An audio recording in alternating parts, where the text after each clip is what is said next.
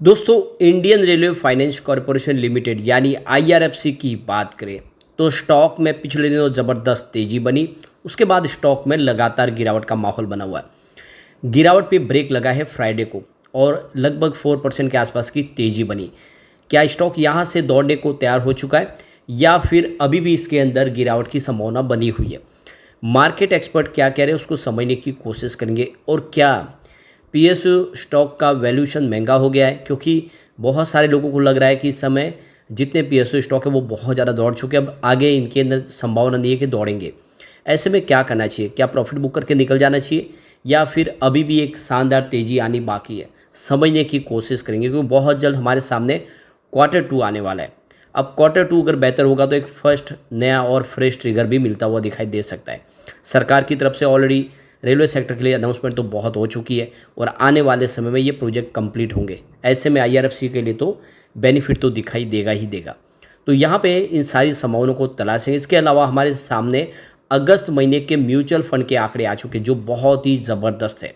Mutual fund ने अगस्त महीने में आईआरएफसी में जम के खरीदारी की है। उसके पीछे क्या रीज़न है, क्यों म्यूचुअल फंड इस समय खरीदारी करे जब स्टॉक नीचे आने वाला है, तो समझेंगे इस वीडियो के माध्यम से। लेकिन फ्रेंड, उससे पहले अगर आप पहली बार हमारे चैनल पे आए तो चैनल को सब्सक्राइब कर दीजिए, एक बेल आइकॉन दबा दीजिए ताकि जब भी नया वीडियो बने पहला नोटिफिकेशन आपको मिले। वीडियो पसंद आए तो लाइक से जरूर कीजिए। चलो फ्रेंड्स, वीडियो स्टार्ट करते हैं। मैं हूँ आपका दोस्त एसपी दवे और हमारे अपने चैनल ऑनलाइन कमाई में आपका बहुत बहुत स्वागत है। तो सबसे पहले आईआरएफसी के कारोबार की बात कर ले तो देख सकते हो यहाँ पे 161 पर क्लोजिंग थी फ्राइडे को। 3.98% की शानदार तेज़ी देखने को मिली, यानी लगभग 4% के आसपास की तेज़ी थी। तो लगातार गिरावट का माहौल था, उस पर ब्रेक लगा।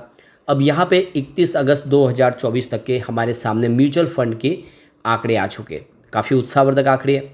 अब आप देख सकते हो यहाँ पे HDFC बैलेंस एडवांटेज डायरेक्टर ने यहाँ पे 178 करोड़ का इन्वेस्टमेंट किया है आईआरएफसी में। उनकी होल्डिंग में कोई बदलाव नहीं हुआ है फिलहाल, वो पहले से बने हुए। ICICI Pru Nifty next 50 index direct ने यहाँ पे 31.67 करोड़ का इन्वेस्टमेंट किया है। उनकी होल्डिंग 2.64% मंथ ऑन बेसिस पे बढ़ी है, यानी बैंकों का ये पसंदीदा स्टॉक है, चाहे वो एचडीएफसी बैंक हो या आईसीआईसी बैंक हो। इसके अलावा UTI Nifty next 50 index direct ने 22.11 करोड़ का इन्वेस्टमेंट किया है।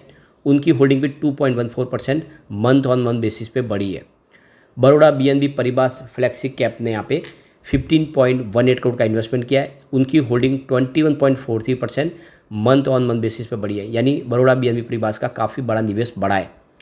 इसके अलावा यूटीआई नेक्स्ट 50 एक्सचेंज ट्रेडेड ने 11.61 करोड़ का इन्वेस्टमेंट किया। उनकी होल्डिंग भी 0.30% मंथ ऑन मंथ बेसिस पे बढ़ी है। इसके अलावा कोटक निफ्टी अल्फा 50 ETF ने यहाँ पे करीब 9.97 करोड़ का इन्वेस्टमेंट किया है। उनकी holding 9.65% month on month basis पे आपको बढ़ती हुई दिखाई देगी। इसके अलावा सैमको स्पेशल अपॉर्चुनिटीज डायरेक्ट ने 9.74 करोड़ का इन्वेस्टमेंट किया है। उनकी होल्डिंग 29.76% ज़बरदस्त बढ़ी है मंथ ऑन मंथ बेसिस पे। HDFC Nifty next 50 index direct ने 7.99 करोड़ का इन्वेस्टमेंट किया। उनकी holding 2.07% month on month basis पे बढ़ी है। इसके अलावा बंधन निफ्टी अल्फा 50 इंडेक्स ने 7.94 करोड़ का इन्वेस्टमेंट किया है। 22.95% की होल्डिंग उनकी शानदार मंथ ऑन मंथ बेसिस पर बढ़ती हुई दिखाई देगी।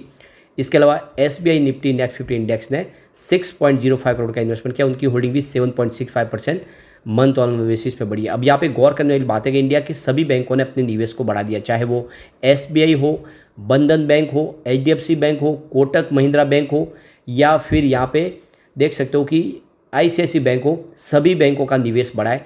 और एक और इसमें अच्छी बात है कि किसी भी म्यूचुअल फंड ने अपनी होल्डिंग ट्रिम नहीं की है, यानी जो लोग कह रहे थे कि अब यहाँ पे पीएसयू स्टॉक के अंदर बिकवाली जरूर शुरू हो गई है, तो ये जो बिकवाली है रिटेल इन्वेस्टर की दिखाई दे रही है और क्लियरली दिख रहा है कि कोई भी म्यूचुअल फंड ने अपनी होल्डिंग ट्रिम नहीं की है, सभी लगातार अपनी होल्डिंग को बढ़ा रहे हैं। और ये एक तरह से शुभ संकेत है, ये इशारा है कि आने वाले समय एक शानदार तेज़ी फिर आ सकती है। तो अभी आप देख लो कि जो इस समय मार्केट एक्सपर्ट है उनका क्या कहना है। तो यहाँ पे आनंद राठी के जिगर एस पटेल का कहना है कि इन्वेस्टर को फिलहाल स्टॉक को खरीदने के लिए थोड़ा वेट करना चाहिए। एक यहाँ पे इसका जो बॉटम बन जाए वहाँ से आप खरीदारी की संभावना है, यानी अगर आपको री एंट्री पॉइंट चाहिए तो स्टॉक को स्टेबलाइज होने दे लोअर लेवल पर, फिर वहाँ से आप एंट्री के बारे में सोच सकते हैं। फिलहाल थोड़ा सा वेट करें, यानी आप देख सकते हो कि यहाँ से हो सकता है कि स्टॉक एक बाउंस बैक दे तो फिर एंट्री की जा सकती है। आउटलुक तो अच्छा है। दूसरी तरफ देखें तो अंशुल जैन लक्ष्मी श्री के हिसाब से स्टॉक अभी भी नीचे आ सकता है। उनके हिसाब से स्टॉक थोड़ा सा अभी भी महंगा लग रहा है और उनके हिसाब से 115 से 125 की रेंज में स्टॉक जा सकता है और वहाँ पे निवेश के बारे में सोचा जा सकता है। तो ब्रोकेज हाउस की मिक्स और मिली जुली रुझान दिखाई दे रही है।